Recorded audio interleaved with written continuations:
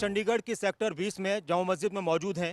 रमज़ान के पवित्र महीने में यहाँ रोज़ा इफ्तार का आयोजन किया गया है। रोज़ा जो मुसलमानों पर फ़र्ज़ किया गया है, एक महीने पूरे मुसलमान रोज़े रखते हैं और तकरीबन 13 से 14 घंटे या 15 घंटे इस दौरान भूखे प्यासे रहते हैं। लेकिन रोज़े का मकसद क्या है? एक महीने के रोज़े ही फ़र्ज़ क्यों किए गए हैं और रोज़े से चाहा क्या जा रहा है?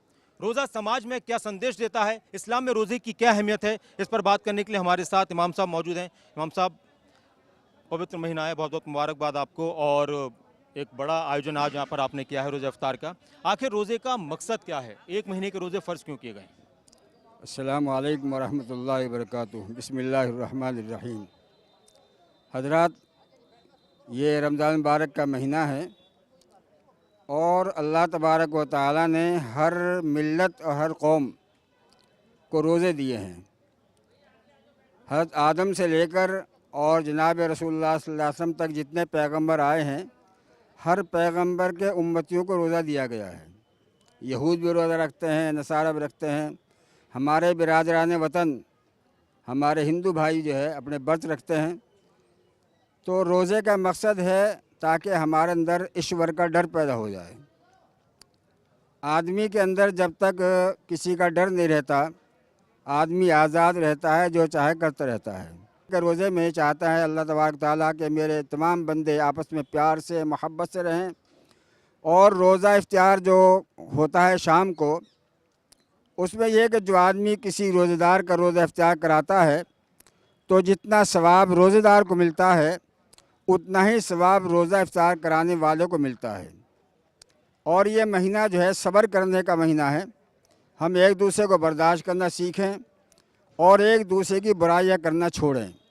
हम एक दूसरे से मोहब्बत प्यार से रहना सीखें। ये इस महीने का मकसद है।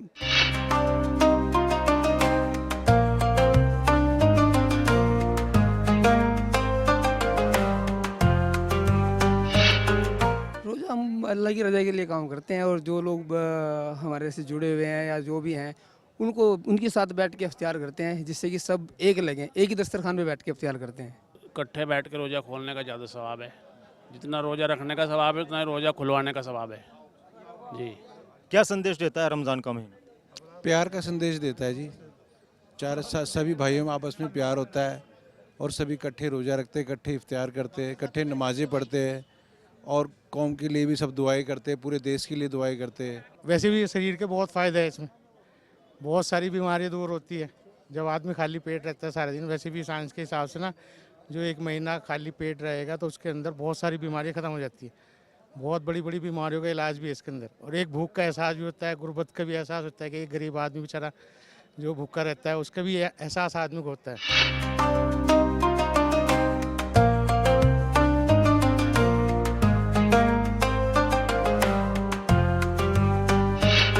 हमारा आँख का भी रोज़ा होता है कि हम गलत ना देखें। ज़बान का रोज़ा होता है, हम गलत किसी को गाली ना दें, गलत ना बात करें।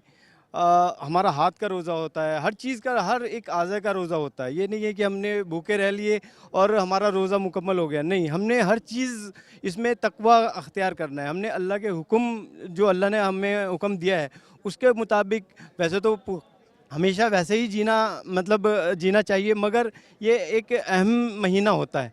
रोज़ा जो है आगे में वो तकवे का नाम है। अपने आप को हर चीज़ के लिए पाबंद कर देना। एक महीने के ये रोज़े अपने आप को पूरी तरह से दुरुस्त करने का, अपने निज़ाम को, पेट का, अपने सब चीज़ों का, हम फ्रिज को आगे में डिफ़ॉल्ट करते हैं, उसी तरह से ये सारी चीज़ें एक दिन का भी अगर आप रोज़ा रखें उसका असर महसूस होता है। लेकिन होता क्या है कि एक दिन के रोज़े से फ़र्क नहीं पड़ता। साल के सूल में 30 दिन तक जब उस चीज़ को करते हैं तो वो चीज़ें अपने कंट्रोल में आ जाती हैं। हमारी तरफ से पूरे चंडीगढ़ के सारे लोगों को, मुसलमान लोगों को, सबको ही रमज़ान की मुबारकबाद।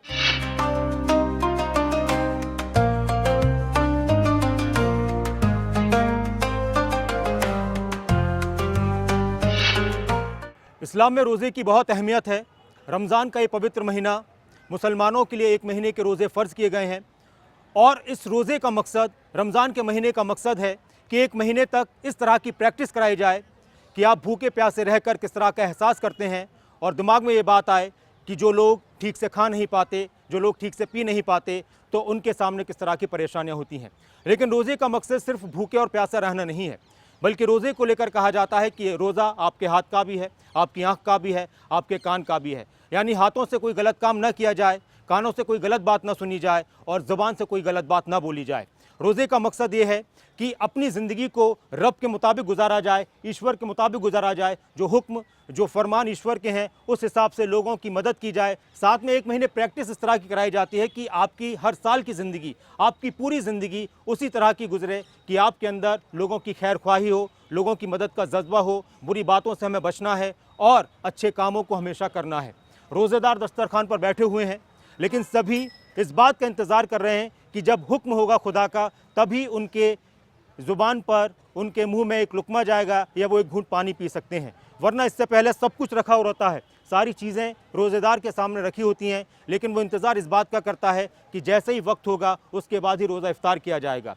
इसके अलावा कई बार ऐसे मौके आते हैं दिन में हम अकेले होते हैं, कोई हमें देख नहीं रहा होता है, लेकिन उस वक्त भी कोई भी रोज़ेदार एक घूंट पानी नहीं पीता, क्योंकि उसके दिमाग में होता है कि मेरा रब मुझे देख रहा है, मेरा अल्लाह मुझे देख रहा है। और यही बात इस रोज़े के ज़रिए बताने की कोशिश की जाती है कि आपकी ज़िंदगी में हर दिन इसी तरह से गुजरे कि जब भी आप कोई काम कर रहे हों तो आपके दिमाग में ये बात रहे कि मेरा रब, मेरा अल्लाह मुझे देख रहा है, मेरे ज़रिए कोई गलत काम ना हो, मेरे ज़रिए किसी का नुकसान ना हो और मेरे ज़रिए किसी की दिल आज़ारी ना हो, किसी की भावनाएँ आहत ना हो।